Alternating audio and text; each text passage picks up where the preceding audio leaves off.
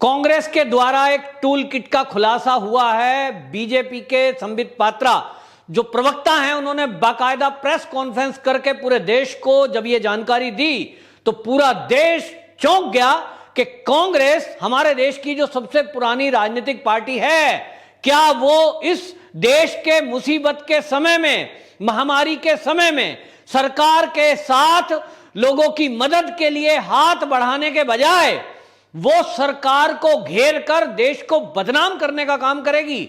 वाकई ये बहुत चौंकाने वाला खुलासा था और खुलासा हुआ कि कांग्रेस किस तरह से चीन को फायदा पहुंचाने के लिए भारत को बदनाम कर रही है। आपको बताएं, WHO पहले ही बोल चुका कि कोई भी देश हो, अगर वहां पहली बार कोई बीमारी आई है तो उसका वायरस का नाम उसके देश या शहर के नाम पे नहीं पुकारा जा सकता। और इसी का फायदा उठाकर आपको बताएं, कुछ लोगों ने जब चीन का ये कोरोना का वायरस जो वुहान से फैला था और इस वुहान वायरस के नाम से जाना जा रहा था, तब WHO ने ऑब्जेक्शन किया कि भाई आप वुहान शहर से फैला है, बीमारी वहां से फैली है, लेकिन आप इसको वुहान वायरस नहीं कह सकते या चीन वायरस नहीं कह सकते क्योंकि इसके कोई पुख्ता सबूत नहीं है। हालांकि कुछ लोगों ने उस समय सबूत भी दिए थे कि चीन ने यह वायरस बनाया है और पूरी दुनिया में पहुंचाया है। हमारे भारत के अंदर भी ये कब आया, जब तबलीगी जमाती के लोग पूरे भारत में फैले और उसके अंदर चीन से आए हुए बहुत सारे लोग थे। ये वायरस फैला चीन के द्वारा, इसके कई सबूत थे, उसके बावजूद WHO ने ऑब्जेक्शन किया और सब लोगों ने अब उसको वुहान वायरस कहकर संबोधित नहीं किया। लेकिन कांग्रेस है कि इस वुहान वायरस को, जिसको वुहान वायरस नहीं कह सकी, वो इस वायरस को कोरोना के काल में मोदी वायरस कह रही है। बाकायदा राहुल गांधी ने इसके लिए ट्वीट किया है। क्यों वो इसको मोदी का वायरस क्यों कह रहे हैं? क्या मोदी जी ने इस वायरस को किसी लैब में बनाया है कि वो पूरी दुनिया में फैला रहे हैं? वो इस समय दूसरी लहर आई हुई है, ये इसका दूसरा या तीसरा वेरिएंट है, हम नहीं जानते। लेकिन कोई इस देश का रहने वाला इस देश का नाम बदनाम करने के लिए इस देश के किसी नेता का नाम या देश का नाम कैसे ले सकता है? यह देश के विरुद्ध बहुत बड़ा षड्यंत्र है और इसका खुलासा जो टूल किट के जरिए हुआ है, हालांकि कांग्रेस ही उसको कह रहे हैं कि साहब हम केस करेंगे, ये फर्जी है। ठीक है, आप केस करो, लेकिन मुझे इतना बता दो कांग्रेसियों कि यदि ये कांग्रेसी टूल किट जो जिसका खुलासा संबित पात्रा ने किया है ये फर्जी है, तो भी क्या मुझे ये बताइए कि कांग्रेसियों ने इस देश में लगने वाले 12 साल का हिंदू संस्कृति का कुंभ, क्या उसको सुपर स्प्रेडर नहीं कहा था? क्या उसको सुपर स्प्रेडर नहीं कहा था कि ये जो कुंभ है इसमें लोग जा रहे हैं, इस पे सरकार रोक क्यों नहीं लगा रही, ये कोरोना फैला देगा? एक तरफ आपकी ऑफिशियल कांग्रेसियों की जो वेबसाइट है और जो कांग्रेसी पत्रकार हैं, जो आपका सोशल मीडिया है, वो इस देश को बदनाम करने के लिए कुंभ को कहता है कि इससे वायरस फैलेगा और ईद को कहते हैं सौहार्दपूर्ण मिलन। मानसिकता झलकती है बिल्कुल साफ साफ कि कांग्रेसी लोग, ये जो राहुल गांधी बनता है अपने को जनेऊधारी पंडित, अरे पंडित नकली, अगर तुम असली होते तो कुंभ के स्नान पे सवाल ना उठाया होता। ठीक है, अगर उठाओ तो ईद पर भी उठाओ कि जब ईद में लोग मिल रहे थे, बाजार खुल रहे थे, उसको कहते हो सौहार्दपूर्ण मिलन। यह आपकी मानसिकता जताता है कि किस तरह आपके मन में हिंदुओं के प्रति घृणा है। और आपको बताऊं, आप इस देश को बदनाम कर रहे हो, इस देश का वायरस का नाम ले रहे हो, क्योंकि दुनिया में अगर ये कहेंगे लोग कि राहुल गांधी इस देश के नेता हैं भाई भारत के, वो अगर खुद ही कह रहे हैं कि ये तो भारत का वायरस है और ये बड़ा खतरनाक है, तो इसका मतलब ये है कि दुनिया से आप ये दिखा देना चाहते हो कि भारत के ऊपर प्रतिबंध लगा दो, भारत के लोगों से व्यापार ना करो। आप एक तरफ भारत को बदनाम कर रहे हो, दूसरी तरफ भारत की अर्थव्यवस्था पर चोट कर रहे हो। राहुल गांधी जी ऐसी बात क्यों करते हैं जिससे देश की बदनामी हो, देश कमजोर हो, और वो हर काम करते हैं जिससे चीन को फायदा पहुंचे। तो वायरस का नाम लिया, आपकी टूल किट पर आप सवाल उठाओ, लेकिन बताओ, मुझे जवाब दो, कुंभ पर आपने सवाल क्यों उठाया? दूसरी बात, आप सवाल उठाते हो वेंटिलेटर पर। आपके प्रवक्ता कांग्रेसी रणदीप सुरजेवाला टीवी पर आकर कह रहे थे मोदी सरकार ने वेंटिलेटरों पर 12% GST लगाया हुआ है, क्यों नहीं हटा लेते ऐसे काल में? कांग्रेसियों ने सबने सवाल उठाए, राहुल गांधी ने भी उठाए, प्रियंका गांधी ने भी ट्वीट किया वेंटिलेटर पर 12% जीएसटी क्यों है? लेकिन मैं आपको बताता हूं इनकी साजिश क्या है। क्योंकि इन कांग्रेसियों के उद्योगपतियों से कुछ जो कनेक्शन है, जैसे कि नवनीत कालरा, एक नवनीत कालरा दिल्ली में पकड़ा गया तो 500 ऑक्सीजन कंसंट्रेटर उससे बरामद हुए, एक नवनीत कालरा से। और ये 500 तो वो हैं जो पुलिस ने बरामद किए हैं। पुलिस अभी पूछताछ कर रही है। नवनीत कालरा को जब ढंग से पूछताछ होगी तो पता चलेगा कितना बड़ा घोटाला है। अभी तो जांच ही चल रही है। लेकिन एक सवाल है, चलो मान लो एक नवनीत कालरा से 500 बरामद हुए हैं, तो आप इसको फायदा पहुंचाना चाहते हो और आप सरकार पे दबाव बना रहे हो कि जीएसटी ना लगाएं। जिस जीएसटी की बात आप कर रहे हो, ओनली 20,000 रुपए की उसकी कीमत चीन से आपने मंगाया, लेकिन 1 लाख रुपए में नवनीत कालरा ने बेचा। किसी को 1.5 में बेचा, किसी को 2 लाख में बेचा। तो यानी 1 लाख में भी यदि एक वेंटिलेटर बेच दिया तो लगभग 5 करोड़ रुपए उसने ये जो 500 थे ना, इसी से उसको कमा लेने थे। तो कांग्रेसियों का एक उद्योगपति एक शहर में, दिल्ली में पकड़ा जा रहा है, क्योंकि दिल्ली पुलिस जो है वो अमित शाह जी के अंडर है। ये बल्ले बल्ले हो, ये सैल्यूट हो उन एसएचओ साहब को जिन्होंने नवनीत कालरा के खान चाचा रेस्टोरेंट पर रेड मारी और उसके खिलाफ केस दर्ज किया। और सैल्यूट उन अधिकारियों को है जो दिल्ली पुलिस के स्पेशल सेल के अधिकारी इस नवनीत कालरा को पकड़ कर लाए, खोज कर लाए, ढूंढ लिया और अब जांच कर रहे हैं। नहीं तो अगर सोचो कि अगर इस समय अमित शाह देश के गृह मंत्री ना हुए होते और कांग्रेस का ही कोई गृह मंत्री पी चिदम्बरम या कोई और हुआ होता, तो क्या नवनीत कालरा इस समय जेल में होता? बिल्कुल नहीं होता। और पूरे देश में कितने नवनीत कालरा होंगे जिनके संबंध कांग्रेसियों से रहे होंगे? ये कांग्रेसी नकार नहीं सकते, क्योंकि जिस तरह से कांग्रेसी के काल में जब दिल्ली में सरकार थी कांग्रेस की, उसको गोल्फ कोर्स का मेंबर बनाया गया।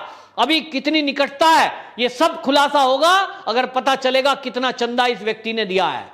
तो एक नवनीत कालरा पकड़ में आया है, उसके फेवर में खड़े हो गए। पूरे भारत में कितने नवनीत कालरा होंगे? और जितनी जहां जहां कांग्रेसों की सरकार है, चाहे वो महाराष्ट्र हो, वहां कांग्रेस भी समर्थन में सरकार चल रही है, चाहे फिर वो राजस्थान हो, चाहे वो पंजाब हो और छत्तीसगढ़ हो, जहां जहां कांग्रेस की सरकारें हैं, क्या वहां नवनीत कालरा जो होंगे, इस तरह से कांग्रेसियों के संबंध वाले उद्योगपति जिन्होंने चीन से या किसी देश से ऑक्सीजन कंसंट्रेटर या रेमडेसिविर इंजेक्शन या इस तरह के कुछ इक्विपमेंट मंगाए होंगे और वो काला बाजारी कर रहे होंगे, तो पकड़े गए कहीं? सुना आपने कि जहां जहां कांग्रेस की सरकारें हैं वहां कोई ऐसा आदमी पकड़ा गया, काला बाजारी पे छापेमारी हुई, पकड़े गए? कोई नहीं सुना होगा। क्यों? सब मैनेज चल रहा है। आप हमारा ध्यान रखो, हम तुम्हारा ध्यान रखेंगे और इस कदर तक रखेंगे कि केंद्र सरकार को घेरेंगे और कहेंगे कि जीएसटी हटाओ, ताकि वो फ्री में यहां वेंटिलेटर ले आए और फ्री में फिर यहां लाकर मोटी कीमत कमाए। ये कमाकर मोटा पैसा कमाए तो इन राजनीतिक दलों को भी उसमें से हिस्सा मिले। किस तरह की ओछी राजनीति कर कर ये केंद्र सरकार को मूर्ख समझ रहे हैं और इस देश की जनता को बरगलाने का काम कर रहे हैं कि देखो 20,000 करोड़ का ये नया मोदी जी का घर बन रहा है। आपकी टूल किट में यदि ये नहीं लिखा तो राहुल गांधी जी मुझे जरा बताएं, आपकी सरकार के समय में ही ये पुरानी संसद जो आज तक चलती आ रही है, ये 92 साल हो गए इसको बने हुए, ये जो संसद है, ये बताइए पूरे देश को कि आज भी दिल्ली के अंदर 51 मंत्रालय, जिसमें आपको बताऊं गृह मंत्रालय, श्रम मंत्रालय, शिक्षा मंत्रालय, स्वास्थ्य मंत्रालय, इस देश के स्वास्थ्य मंत्री भी एक ऐसी बिल्डिंग में बैठते हैं जो सरकारी नहीं है। तो 51 मंत्रालय दिल्ली में अलग अलग प्राइवेट बिल्डिंगों में चल रहे हैं, जिसका हर साल का किराया करोड़ों में है। अभी तक दे दिया होगा 20,000 करोड़ से तो ज्यादा किराया चला गया अभी तक। और आप देश को बरगला रहे हो कि मोदी जी अपना एक नया महल बना रहे हैं। मोदी जी जिस घर में रह रहे हैं वो पीएम आवास है। महोदय जी, जिस दिन मोदी जी प्रधानमंत्री नहीं रहेंगे वो उस दिन उस घर को छोड़ के अगले ही हफ्ते में चले जाएंगे और ऐसे कितने ही प्रधानमंत्री आए और चले गए। लेकिन आप देश को बरगला रहे हो कि 20,000 करोड़ में सेंट्रल विस्टा प्रोजेक्ट चल रहा है, मोदी जी का नया घर बन रहा है, तो आप देश को बरगलाने का काम कर रहे हो। अरे आपको क्या मतलब वो 20,000 करोड़ में बने या 1 लाख करोड़ में बने, अगर इस देश में कहीं कोई दवाई की कमी हो रही हो, ऑक्सीजन प्लांट की कमी हो रही हो, कहीं हॉस्पिटलों में दिक्कत आ रही हो, मोदी सरकार के आने के बाद जितने ऑक्सीजन प्लांट लगे हॉस्पिटलों में, शर्म करो कांग्रेसियों, आपने तो एक भी हॉस्पिटल में नहीं लगाया था। कितने एम्स बनाया आपने 70 साल में, मोदी जी ने 7 साल में बना दिए उतने। हॉस्पिटलों की दुर्दशा, ऑक्सीजन की कमी, वेंटिलेटरों की कमी, ये कांग्रेसियों आपका काम था। राहुल गांधी, ये काम आपका था 70 साल में। लेकिन मोदी जी अगर पूरा कर रहे हैं तो आपके पेट में दर्द है, क्योंकि कांग्रेस के जो लोग हैं, कांग्रेस ने समझौता करके दिल्ली के प्राइवेट बिल्डिंगों को हायर किया हुआ है। ये कांग्रेसी काल में हुआ समझौता है और प्राइवेट लोग करोड़ों रुपया साल का उन बिल्डिंगों का सरकार से ले रहे हैं, जो मेरे और देश की जनता के टैक्स का पैसा है। मोदी सरकार ने जब ये देखा कि ये सत्ता में जब आए, इन्होंने देखा कि देश के कुछ उद्योगपति जिन्होंने देश की आजादी के बाद कांग्रेस से संबंध थे, उन्होंने दिल्ली की संसद के आसपास ही बड़े बड़े प्लॉट खरीद लिए। उनके घर थे या प्लॉट थे या खेत थे, उसमें बिल्डिंग बना दी। अब क्या करें भाई, इसका ये सरकार के काम आएगी तो। सदन में तो मंत्रालय है नहीं, मंत्रालय चलाने के लिए कमरे चाहिए, स्टाफ बैठने के लिए स्थान चाहिए। तो कांग्रेसियों ने अपने अपने लोगों से कांटेक्ट किया।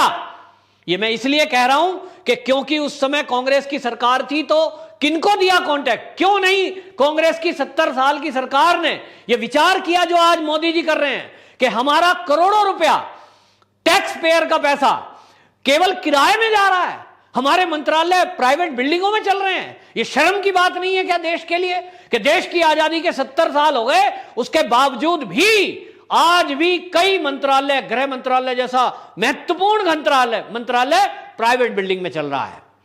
सुरक्षा का मामला नहीं है, अलग अलग सुरक्षा गार्ड बिठाने पड़ेंगे, कितना स्टाफ बिठाना पड़ेगा। तो मोदी जी ने दिमाग लगाया कि देश का करोड़ों रुपया साल में प्राइवेट हाथों में जा रहा है, प्राइवेट जेब में जा रहा है, जिसको आप मोदी जी को कहते हैं उद्योगपतियों की सरकार है, वो उद्योगपतियों की ही जेब में उस किराया जाने से रोक रहे हैं। और तय किया कि जितने भी मंत्रालय हैं, अब आप उदाहरण के लिए श्रम मंत्री जी को मंत्रालय की किसी फाइल को यदि गृह मंत्रालय में जाना है तो एक आदमी उसको लेके जाएगा, सरकारी दस्तावेज है, गायब होने का डर है, फोटोकॉपी होने का डर है, गुप्त चीजें लीक हो सकती हैं। और अगर वो एक ही प्रांगण में रहेंगे तो सभी मंत्रालय एक जगह रहेंगे, सभी मंत्रालय एक जगह रहेंगे, फाइल एक जगह रहेंगी, सुरक्षा व्यवस्था एक जगह रहेगी, सीसीटीवी लगे होंगे। तो सुरक्षा की दृष्टि को ध्यान में रखते हुए यह सब किया जा रहा है। और कांग्रेस नहीं चाहती कि इस देश में हमारे दस्तावेज मंत्रालय के सुरक्षित रहें, क्योंकि ये चाहते हैं कि मंत्रालय की चीजें लीक होती रहें और चीन उसका और पाकिस्तान और देश के दुश्मन उसका फायदा उठाते रहें। तो देश को बरगलाने में लगे हैं कि सेंट्रल विस्टा जो संसद नहीं बन रही है, ये मोदी जी अपना घर बना रहे हैं। घर नहीं बना रहे, ये मंत्रियों के लिए मंत्रालय के कमरे बन रहे हैं। और देश की जनता ये समझ ले कि जितना एक बार में पैसा उसके बनाने में खर्च होगा, वो तो अगले केवल 3-4 साल में ही वसूल हो जाएगा, क्योंकि जो प्राइवेट किराया जा रहा है उतना ही है कि 4-5 साल में जितने पैसे लगेंगे, आगे आने वाले साल में वो 100 साल तक बिल्डिंगें खड़ी रहेंगी। और इसलिए देश का पैसा बचेगा और सुरक्षा भी मंत्री और मंत्रालय और दस्तावेजों की हो सकेगी, जो आज तक अभी शक के दायरे में है। ऐसा कई बार लगता है कि मंत्री के दस्तावेज कई बार कांग्रेसियों के मुख से सुनने को आते हैं। आखिरकार मामला क्या है? और कांग्रेस की दिक्कत केवल यही है, ये इसी तरह टूल किट बनाकर देश को घेरना चाहती है। जनता भोली भाली है, सोचती है हाँ यार ये संसद में पैसे क्यों खर्च कर रहे हैं। अरे भाई खर्च करें तब आप ये बताइए कि देश में किसी चीज की इस समय कमी है क्या?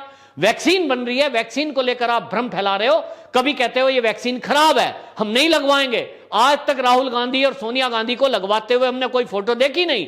तो जब तुम्हें लगवानी ही नहीं है और तुम्हें विदेश की वैक्सीन ही मंगानी है, तो तुम देश की वैक्सीन की बात क्यों कर रहे हो? देश को बरगलाना बंद करिए कांग्रेसियों, ये देश तुम्हें कभी भी माफ नहीं करेगा। वंदे मातरम।